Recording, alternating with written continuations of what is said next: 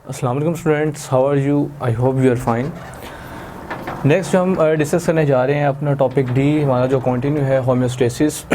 तो इसमें हमारा जो टॉपिक है 3.1 थर्ड का जो फर्स्ट पोर्शन है उसमें हम एक्सप्लेन करेंगे उसमें रेगुलेशन को कि हम उस जो एमटी कैट पॉइंट ऑफ व्यू से अगर हम बात करें तो इसमें कुछ इंपॉर्टेंट पॉइंट्स हैं जिनको आपने यानी कि एज ए एमसीक्यू के तौर पर जो है वो याद रखना है। अब जो ऑस्मो रेगुलेशन है अगर हम इसकी बात करें तो हमारे पास जो ऑर्गेनिजम्स हैं इनकी 2 कैटेगरीज आ जाती हैं, जैसे एनिमल्स हैं, प्लांट्स हैं। ठीक है, तो एनिमल्स में भी ऑस्मो रेगुलेशन का एक वे है जो डिफरेंट वे है, और प्लांट्स का जो ऑस्मो रेगुलेटरी सिस्टम है वो अलग है। ठीक है, अब ऑस्मो रेगुलेशन बेसिकली है क्या? Osmo regulation is the regulation of salts and water, salts and water. ठीक है, यानी कि इसमें सॉल्ट्स और वाटर की मेंटेनेंस होती है, maintenance of salt and water in the body of an organism. ठीक है, कि ऑर्गेनिज्म की बॉडी में जो मेंटेनेंस है सॉल्ट्स और वाटर की जो रेगुलेशन है वो हम कहते हैं कि this is known as the osmoregulation. Okay, next अगर हम देखें तो ऑस्मो रेगुलेशन जो है, अब ये इसकी सिचुएशन कुछ इस तरह से है कि ये एनिमल्स में भी परफॉर्म होती है, एनिमल्स में भी परफॉर्म होती है, और इसी के साथ साथ ये प्लांट्स में भी परफॉर्म होती है। ठीक है, अब जो ऑस्मो रेगुलेशन है इसमें कुछ इंपॉर्टेंट पॉइंट्स हैं जिनको आपने याद रखना है, वो है ऑस्मोटिक एडजस्टमेंट, ऑस्मोटिक एडजस्टमेंट। अब ये ऑस्मोटिक एडजस्टमेंट है क्या? याद रखें हमारे पास 3 टाइप्स के इन्वायरमेंट्स हैं। फर्स्ट इन्वायरमेंट है आइसोटोनिक, ठीक है, सेकंड हमारे पास है हाइपोटोनिक, और थर्ड है हमारे पास हाइपरटोनिक। क्लियर? ये हमारे पास 3 टाइप्स के इन्वायरमेंट्स हैं जिसमें ये ऑस्मोटिक एडजस्टमेंट जो है परफॉर्म होती है। अगर हम सॉल्यूशन की बात करें ना, सॉल्यूशन की, तो सॉल्यूशन का मतलब ये है कि इसमें 2 चीज़ें शामिल हैं, एक है सोल्यूट और दूसरा है सॉल्वेंट। ठीक है, यहाँ पे अगर आप बात करें तो जो सोल्यूट है ये एक्ट करेगा साल्ट के तौर पर, और यहाँ पे जो सॉल्वेंट है वो क्या होगा? वाटर। ठीक है, अब हमने ये देखना है कि आइसोटोनिक क्या है, हाइपोटोनिक क्या है और हाइपरटोनिक क्या है। ठीक है, अगर तो हमारे पास कोई ऐसा सोल्यूशन है जिसमें सॉल्ट्स की अमाउंट ज़्यादा है और वाटर की अमाउंट जो है वो लेस है, ठीक है, यानी कि जो सोल्यूट है वो बढ़ गया है और सॉल्वेंट जो है वो कम हो गया, तो इस किस्म के सोल्यूशन को हम कहते हैं this solution is known as the hypertonic solution. ठीक है, हाइपर कहते हैं किसी चीज़ का ज़्यादा हो जाना, तो यहाँ पर जो सॉल्ट है यानी सोल्यूट वो बढ़ जाता है और वाटर की अमाउंट यहाँ पे कम हो जाएगी, सॉल्वेंट कम हो जाएगा। ठीक है, ये सोल्यूशन जो हमारे पास होता है हाइपरटोनिक सोल्यूशन। अब इससे उल्ट सिचुएशन अगर हम देखें तो वो क्या है? अब अगर इस तरह हो जाए कि हमारे पास जो वाटर है इसकी अमाउंट बढ़ जाए, यानी सॉल्वेंट बढ़ गया, और यहाँ पर अगर सॉल्ट जो है इनकी अमाउंट हो जाए डिक्रीज़, कम हो जाए, तो फिर इस सोल्यूशन को हम कहते हैं this solution is known as the hypotonic solution. यानी हाइपोटोनिक सोल्यूशन ऐसा सोल्यूशन होगा जिसमें सॉल्ट्स यानी सोल्यूट कम है और सॉल्वेंट ज़्यादा है, वाटर ज़्यादा है। ठीक है, अब ये 2 तरह के जो सोल्यूशन इनकी तो आपको समझ आ गई होगी। अब जो थर्ड टाइप का है आइसो, आइसो का मतलब होता है सेम। ठीक है, आइसो मीन सेम, यानी कि इसका मतलब ये है कि ऑर्गेनिज्म की बॉडी की जो इंटरनल कंडीशन है वो एक्सटर्नल इन्वायरमेंट के लिहाज से वो सेम है, आइसोटोनिक बॉडी है। ठीक है, तो ये हमारे पास जो है ये 3 टाइप्स की जो है वो एडजस्टमेंट्स आ जाती हैं जिसे हम ऑस्मोटिक एडजस्टमेंट कहते हैं, आइसोटोनिक, हाइपोटोनिक और हाइपरटोनिक।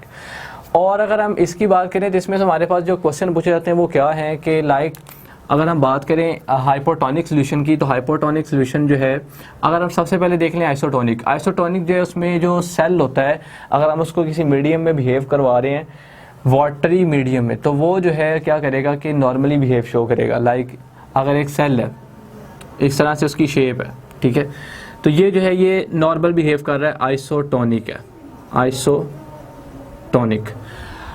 अब हमने इसको प्लेस कर दिया उस सॉल्यूशन में जो सॉल्यूशन क्या था?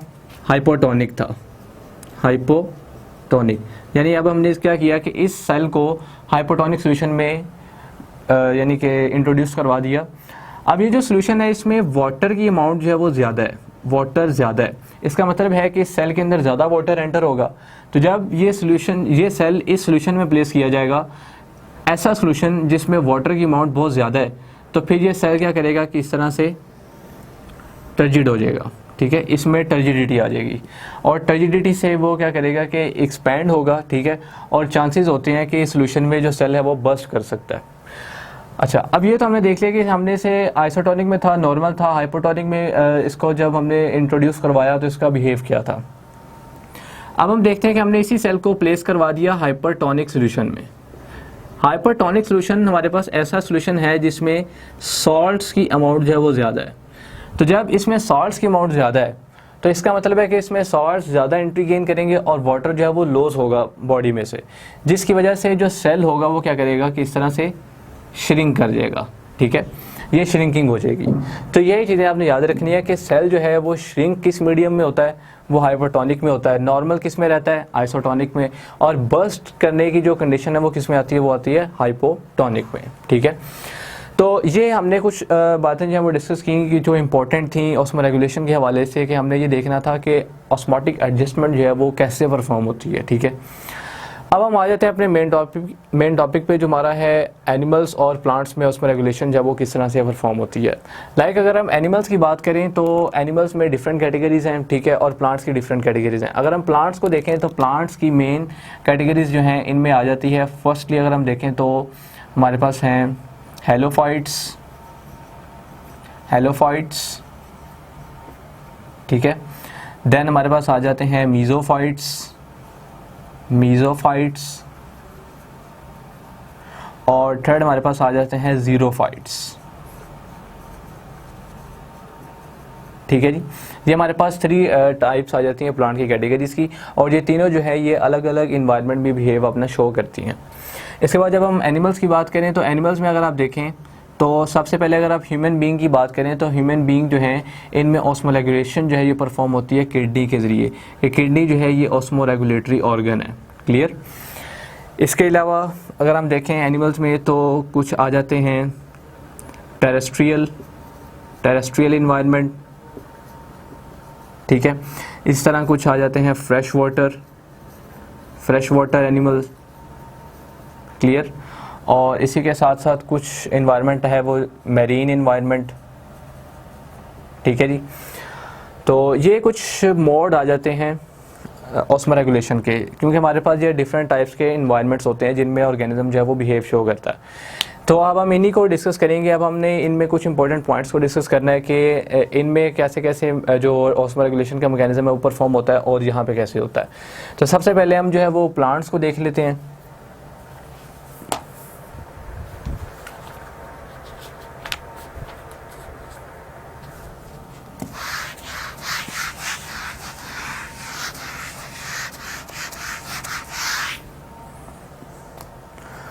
ओके, तो सबसे पहले हम बात करेंगे अपने प्लांट्स की, कि प्लांट्स में ये जो मेथड है ये किस तरह से परफॉर्म होता है। तो इसमें अगर आप सबसे पहले देखें तो हमने बात की कि हेलोफाइट्स आते हैं, हेलोफाइट्स। अब ये जो हेलोफाइट्स हैं अगर आप इनकी बात करें या आप इन्हें वो भी कह सकते हैं हाइड्रोफाइट्स का नाम भी दे सकते हैं। हाइड्रोफाइट्स बेसिकली होते हैं, कुछ होते हैं हेलोफाइट्स और ज़ीरोफाइट्स, ठीक है।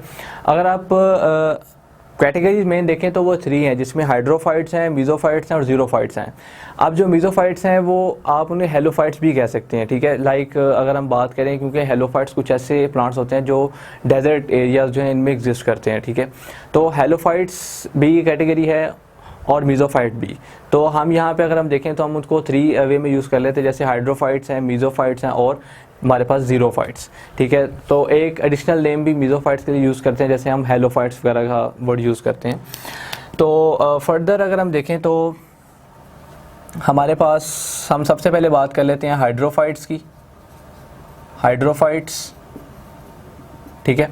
हाइड्रोफाइट्स अब अगर आप देखें तो इसका मतलब ही नाम से पता चल रहा है कि हाइड्रो मीन वाटर, ठीक है।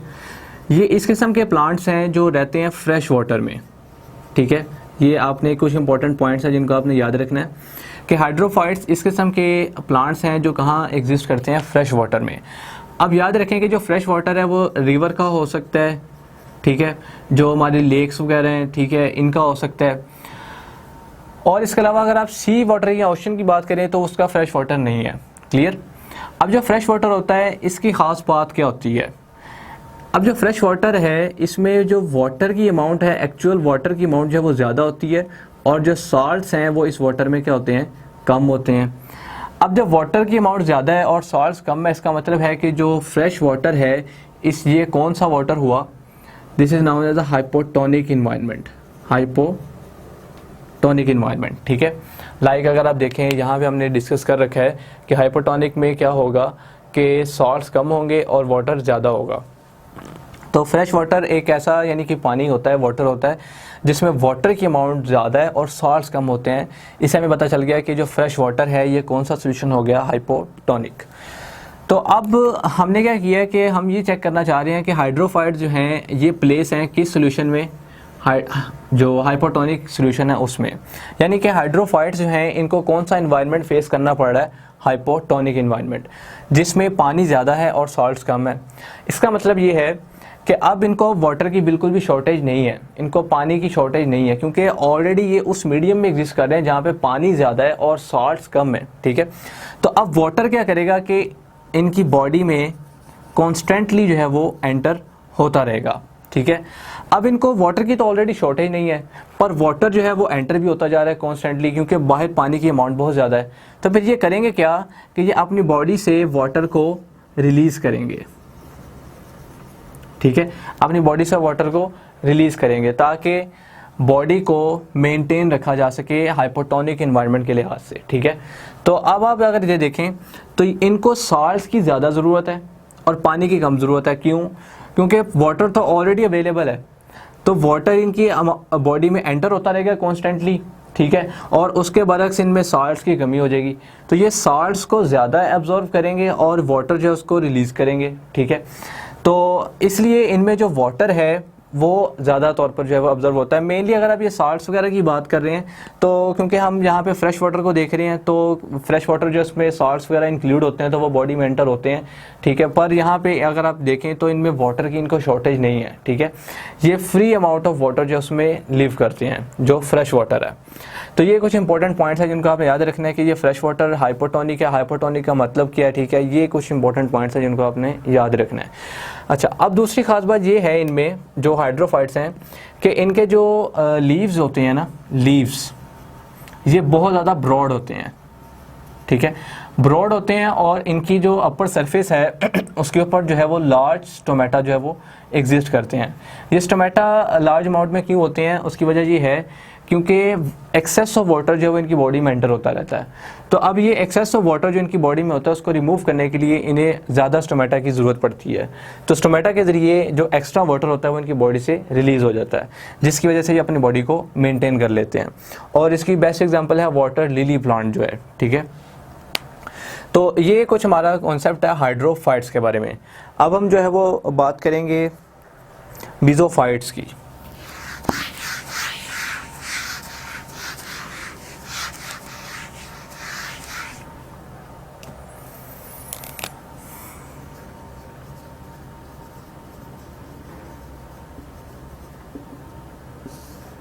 अब ये जो मीज़ोफाइट्स हैं इनके कुछ इस तरह से करैक्टरिस्टिक्स हैं, खसूसियात हैं कि ये दोनों तरह से बिहेव कर सकते हैं। लाइक अगर तो इनको शॉर्टेज है वाटर की तो उसमें इनके जो स्टोमेटा हैं वो क्लोज रहते हैं, ठीक है, वाटर की जो लॉस है उसे प्रिवेंट करने के लिए।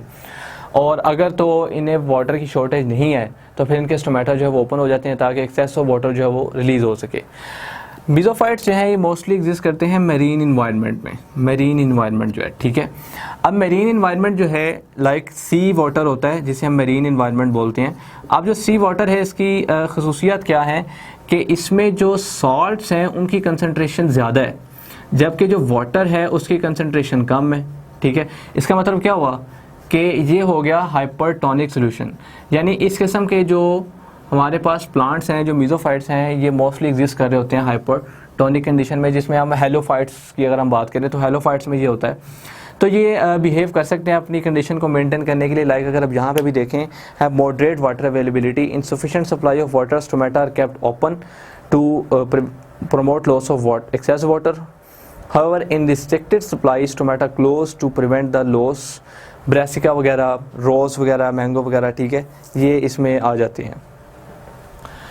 तो अगर हम हेलोफाइट्स की बात करें तो हेलोफाइट्स जो हैं वो आते हैं मेरीन इन्वायरमेंट में, सी वाटर जिसमें हाइपरटोनिक सोल्यूशन होता है, और मीज़ोफाइट्स जो हैं उनकी हमने कैटेगरी जो है वो डिस्कस कर ली। तो ये इनके कुछ इंपॉर्टेंट पॉइंट्स हैं जिनको अपने याद रखना है। इसके बाद हम देखेंगे हमारा जो थर्ड है वो है ज़ीरोफाइट्स।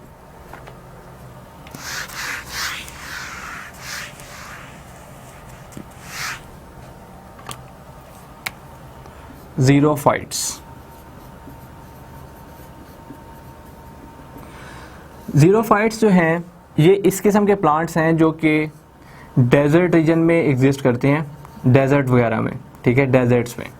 अब डेजर्ट्स का मतलब ये है कि इन्हें बहुत ज़्यादा वाटर की शॉर्टेज होती है, वाटर की क्या होती है, शॉर्टेज, ठीक है, क्योंकि डेजर्ट्स एरिया जो है उनमें वाटर जो है वो बहुत कम अवेलेबल होता है, जिसकी वजह से जो ज़ीरोफाइट्स हैं इनको वाटर की बहुत ज़्यादा शॉर्टेज हो जाती है। अब इस वाटर की शॉर्टेज को पूरा करने के लिए ये जो ज़ीरोफाइट्स हैं ये क्या करते हैं, इनमें कुछ ऐसे स्पेशलाइज्ड मैकेनिज़म्स जो हैं वो डेवलप होते हैं जो कि वाटर की शॉर्टेज को कवर करते हैं। लाइक अगर हम बात करें इनकी लीव्स की, इनके जो लीव्स होते हैं ये बहुत ज़्यादा थिक होते हैं, ठीक है, और इसी के साथ साथ ये स्मॉल लीव्स होते हैं, ठीक है। अब स्मॉल लीव्स का एक फ़ायदा क्या होता है कि इनका जो सरफेस एरिया है ना, सरफेस एरिया वो स्मॉल हो जाता है with respect to the volume, ठीक है, ताकि जो एक्सेस लॉस ऑफ वाटर है वो ना हो सके। अब ये जो लीव्स हैं ये थिक हैं और स्मॉल हैं। जो लीव्स होते हैं इनके ऊपर एक लेयर होती है एडिशनल जिसे हम क्यूटिकल की लेयर बोलते हैं, ठीक है। ये क्यूटिकल की लेयर जो है इसकी ख़ास बात क्या है कि इसकी नेचर जो है ये होती है वैक्सी, ठीक है, और लेदरी, क्लियर। अब ये इनके लीव्स के ऊपर इसकी कवरिंग होती है, ठीक है।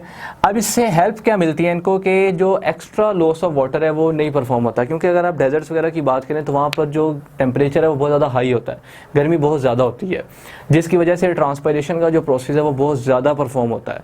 तो अब अगर इनमें ट्रांसपिरेशन का प्रोसेस जो है वो बढ़ जाए तो फिर होगा क्या कि इनको जो ऑलरेडी वाटर की शॉर्टेज है, जिसकी वजह से अब ये जो प्लांट्स हैं बिल्कुल इनके अंदर से वाटर जो है वो ख़त्म हो जाएगा और ये डेथ की तरफ चले जाएंगे। तो इन्होंने अपनी वाटर की शॉर्टेज को पूरा करना होता है, तो ये कुछ मैकेनिज़म्स हैं जो इनके साथ डेवलप होते हैं।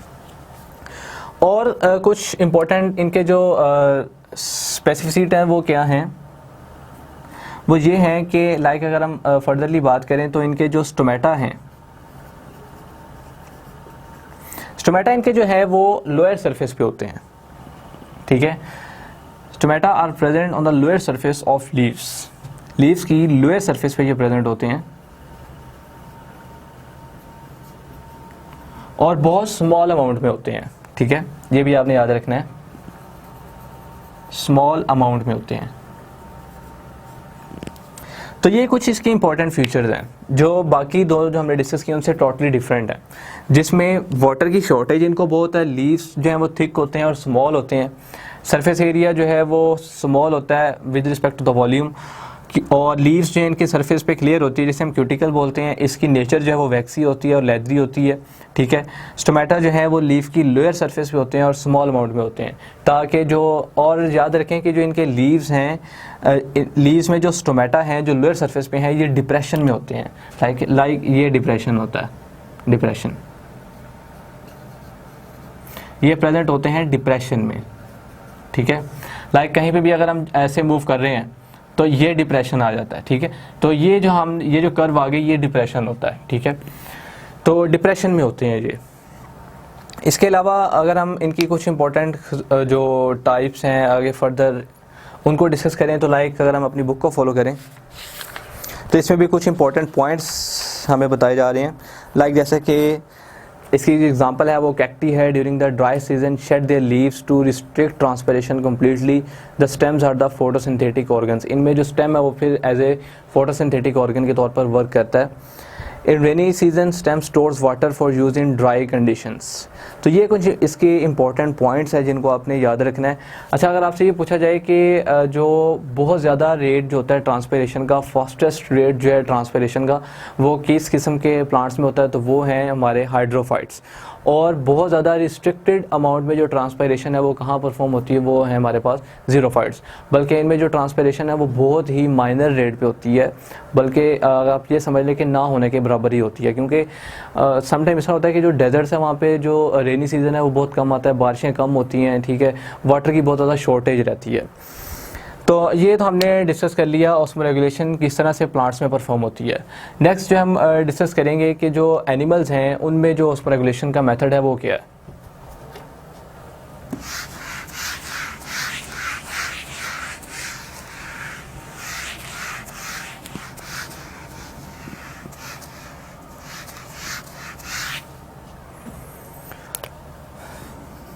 Osmo regulation in animals. तो एनिमल्स में अगर हम देखें तो हमारे पास जो फर्स्ट हमारी जो बुक हमें बता रही है वो ये है कि हमारा जो ऑस्मो रेगुलेशन इन एनिमल्स है उसमें हम सबसे पहले तो कंडीशंस को डिस्कस करेंगे। क्योंकि अगर हम एनिमल्स की बात करें तो एनिमल्स जो हैं कुछ इस तरह के एनिमल्स हैं कि जो मरीन इन्वायरमेंट में रह रहे हैं तो उनमें कंडीशन डिफरेंट आ जाती हैं। लाइक अगर हम मरीन इन्वायरमेंट की बात करें तो साल्ट्स ज़्यादा हैं, वाटर कम है, ठीक है। और इस तरह अगर हम फ्रेश वाटर की बात करें तो वहाँ पे साल्ट्स की अमाउंट जो है वो कम है। सोल्यूशन जो है वो हाइपरटोनिक होने की वजह से जो ऑर्गेनिजम्स हैं इनको अपनी बॉडी को एडजस्ट करना पड़ता है। तो इस लिहाज से हम इनकी जो डिवीजन है वो 2 टाइप्स में करते हैं। Like the first one is the osmo conformers,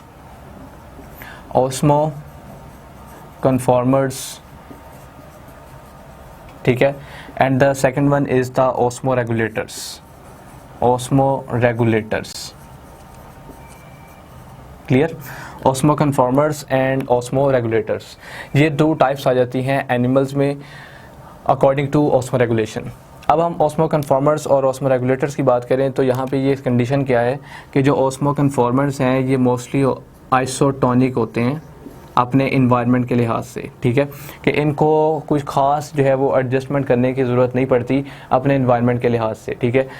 जबकि जो ऑस्मो रेगुलेटर्स हैं इनकी अगर हम बात करें तो इन्हें रेगुलेशन की ज़रूरत जो है वो पड़ती है अपने इन्वायरमेंट के लिहाज से, ठीक है। ये अपने इन्वायरमेंट को देखते हुए जो है वो ख़ुद को एडजस्ट करते हैं कि बाहर इन्वायरमेंट किस तरह का है और हमें जो है वो किस तरह का इन्वायरमेंट चाहिए, तो उस लिहाज से अपने आप को एडजस्ट करते हैं। तो these are the osmoregulators. और जो आइसोटोनिक होते हैं अपने इन्वायरमेंट के लिहाज से उनको हम कहते हैं ऑस्मो कन्फॉर्मर्स। ये 2 पॉइंट्स आपने बहुत याद रखने हैं, इम्पॉर्टेंट, कि जो ऐसे ऑर्गेनिज्म जो अपनी बॉडी को रेगुलेट करते हैं according to environment, external environment, वो है ऑस्मो रेगुलेटर्स। और वो ऑर्गेनिज्म जो आइसोटोनिक होते हैं with cape to the external environment, तो वो जो है वो ऑस्मो कन्फॉर्मर्स हैं। तो इन्हीं को देखते हुए हम आगे चलेंगे। हमारा जो फर्स्ट है वो है मरीन इन्वायरमेंट। अब हमने देखना है कि मरीन इन्वायरमेंट में जो एनिमल्स हैं वो किस तरह से जो अपना बिहेवियर वो शो करते हैं।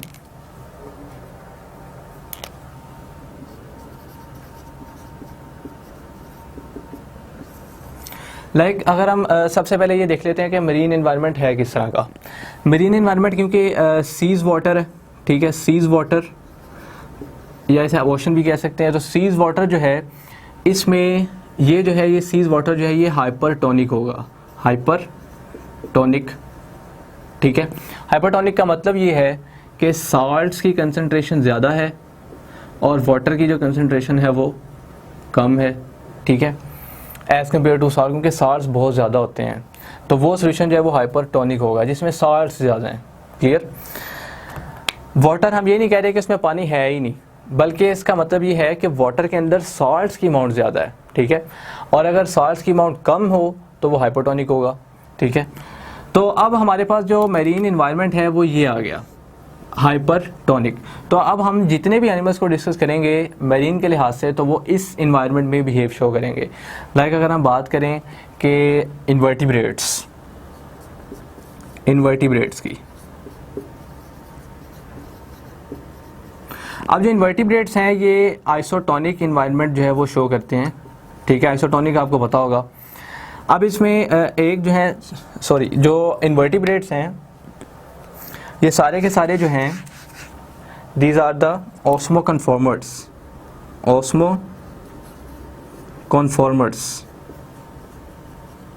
ठीक है। और इसमें अगर हम देखें वर्टिब्रेट्स, तो वर्टिब्रेट्स जो हैं इसमें एक कैटेगरी है जैसे हैग फिश। तो ये जो है ये आइसोटोनिक है अपने इन्वायरमेंट के लिहाज से, एक्सटर्नल इन्वायरमेंट के लिहाज से।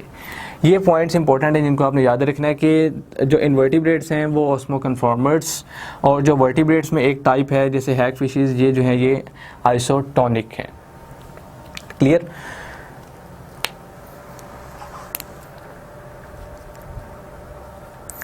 इसके बाद जो है वो हम डिस्कस करेंगे फर्दर आगे अपनी जो जनरल कंडीशंस हैं उनको, कि किस तरह से ये अपने जो इन्वायरमेंट है उसको जो है वो अपनी जो, अगर इन्हें वाटर की शॉर्टेज उसे पूरा करते हैं, और अगर इन्हें सॉल्ट्स चाहिए, ठीक है, तो उसकी रिक्वायरमेंट को किस तरह ये पूरा करते हैं। अब हम बात करेंगे ऐसी फ़िश की जो कि कार्टिलेज जिनमें प्रेजेंट होते हैं, कार्टिलेजिनस फिशेस।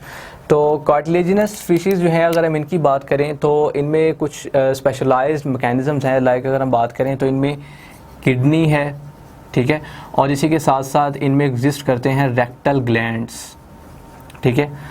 अब जो किडनी है ये क्या करती है कि अब जो कार्टिलेजिनस फिश हैं ये अपने बॉडी में जो इंटरनल लो कंसनट्रेशन है साल्ट्स की उसको मेंटेन करते हैं, ठीक है।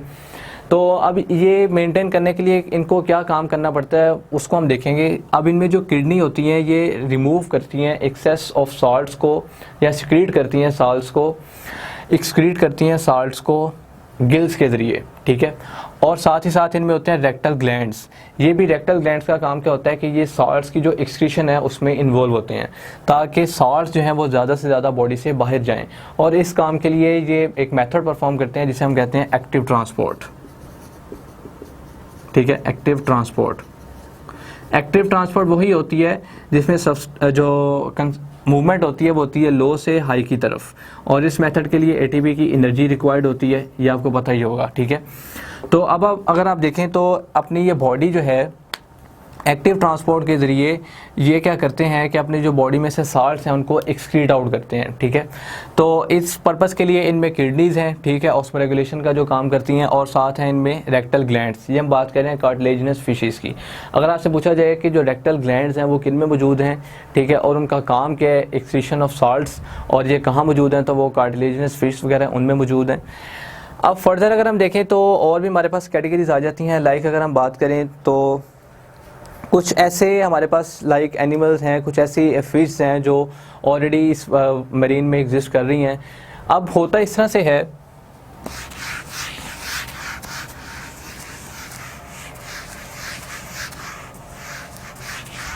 कि अब तो हमने ये देख लिया ना कि अगर हम कार्टिलेजिनस फिश की बात कर रहे हैं तो वो साल्ट्स को जो है एक्सक्रीट आउट कर रही हैं। तो अब हम कुछ ऐसी फिश की बात कर लेते हैं जो कि साल्ट्स को एब्जॉर्ब करती हैं और वाटर को रिलीज़ करती हैं। तो इस पर्पज़ के लिए वो फिश क्या करती हैं कि इनमें स्पेशलाइज्ड एक मैकेनिज़्म जो है वो डेवलप होता है।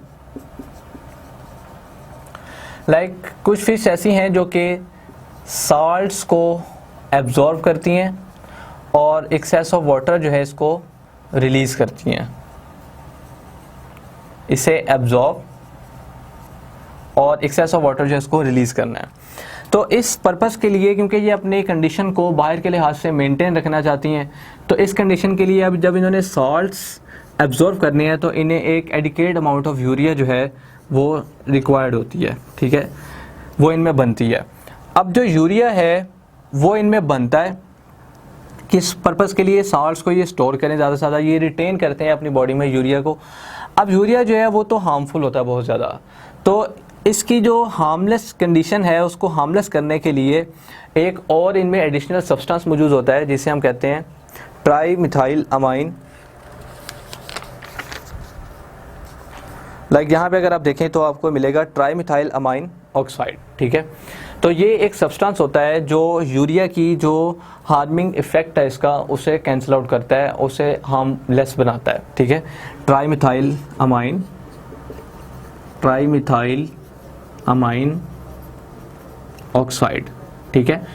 तो हमने ये बात की कि कुछ ऐसी फिश हैं जो साल्ट्स को एब्जॉर्ब करती हैं और वाटर को रिलीज़ करती हैं, इन्वायरमेंट के लिहाज से। अब इन्होंने साल्ट्स को एब्जॉर्व करने के लिए इन्हें यूरिया की अमाउंट जो है वो रिटेन करनी पड़ती है, ठीक है, एब्जॉर्व रखना पड़ता है। अब यूरिया जो है वो तो एज सच हार्मफुल है, तो इसकी जो हार्मिंग इफेक्ट है इसको ख़त्म करने के लिए ये एक और सब्सटेंस जो है वो अपनी बॉडी में रिटेन करती हैं, जिसे हम कहते हैं ट्राईमिथाइल अमाइन ऑक्साइड।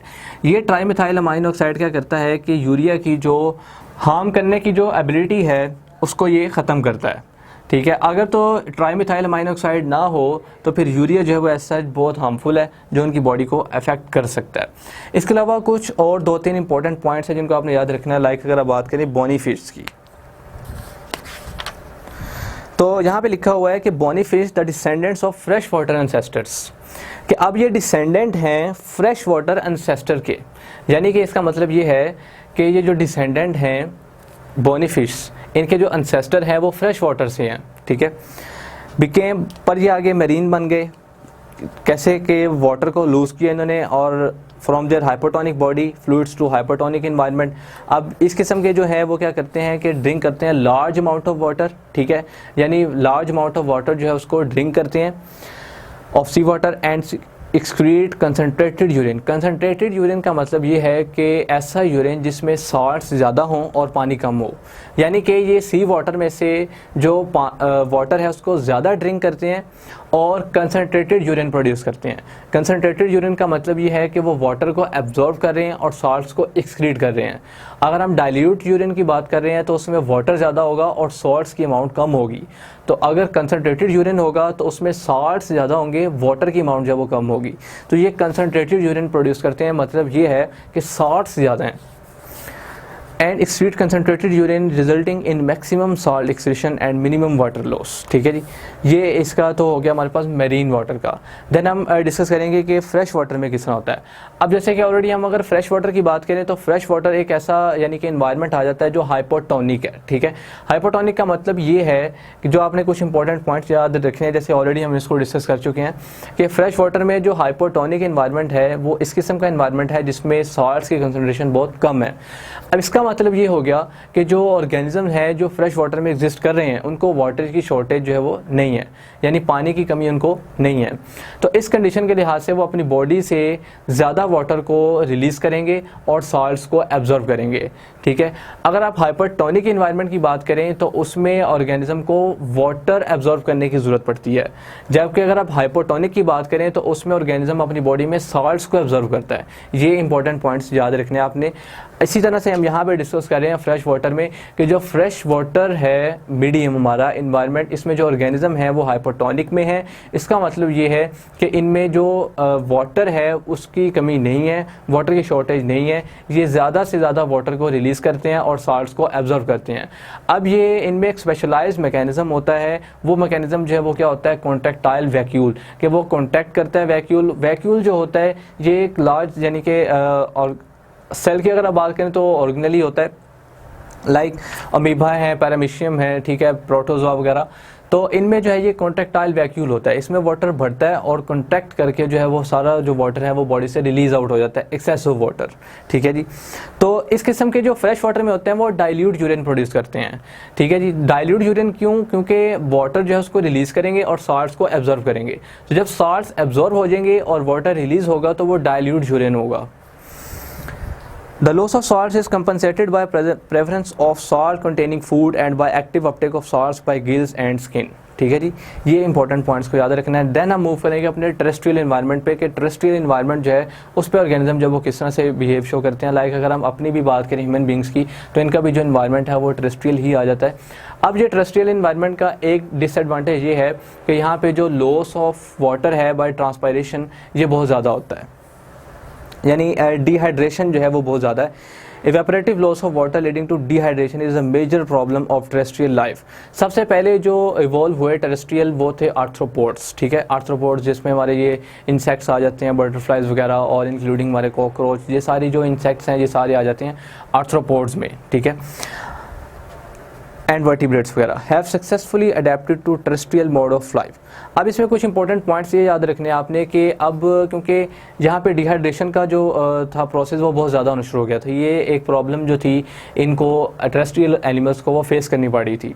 तो अब अगर हम कॉकरोच की बात करें तो जो कॉकरोच है ये आर्थ्रोपोड है, इसके ऊपर एक एक्सोस्केलेटन होता है। वो एक्सोस्केलेटन जो है वो एक एडिशनल क्यूटिकल की लेयर होती है, वैक्सी लेयर होती है, ठीक है, काइटिनस एक्सोस्केलेटन होता है।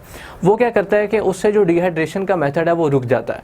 एक्स्ट्रा अब जो लॉस होता है वाटर का वो बॉडी से नहीं होता, ज़्यादा बॉडी से वाटर जो है वो रिलीज़ नहीं होता। तो वो एक्सेस ऑफ वाटर को रिलीज़ होने से प्रिवेंट करने के लिए इनके ऊपर एक एडिशनल लेयर जो है वो प्रोड्यूस हो जाती है, जिसे हम काइटिनस लेयर बोलते हैं, जिसे हम ये भी कहते हैं कि एक्सोस्केलेटन है। और ये कैराटिनाइज्ड जो है वो स्किन सेल्स होती हैं, multi layer dead keratinized skin cells of most terrestrial vertebrates. Drinking and eating moist foods compensate the loss of water. These animals also have metabolic and behavioral adaptation. Some desert mammals जैसे kangaroo, rat survives without drinking water. ये जो points हैं ये आपने बहुत याद रखने हैं। इसी तरह अगर हम अपनी बात करें तो वी आर आल्सो वर्टिब्रेट्स, हम वर्टिब्रेट्स हैं और कॉर्डेट्स की क्लास में हम आते हैं। तो हमारा जो मैकेनिज्म है ऑस्मोरेगुलेशन का, उसमें किडनी इन्वॉल्व है, या किडनी जो है वो मेंटेनेंस करती है साल्ट्स की और वाटर की। हमारी बॉडी में भी डाइल्यूट यूरिन प्रोड्यूस होता है और कंसनट्रेटेड भी प्रोड्यूस होता है। उस वक्त जब हमारी बॉडी को वाटर की ज़रूरत हो तो वाटर एब्जॉर्ब होता है, इस नतीजे में कंसनट्रेटेड यूरिन प्रोड्यूस होता है। अगर तो हमारी बॉडी को साल्ट्स की ज़रूरत है और पानी अवेलेबल है तो इस नतीजे में फिर डाइल्यूट यूरिन प्रोड्यूस होता है, ताकि साल्ट्स को एब्जॉर्ब किया जाए और वाटर को बॉडी से एक्सेस ऑफ वाटर जो है उसको रिलीज़ आउट किया जाए।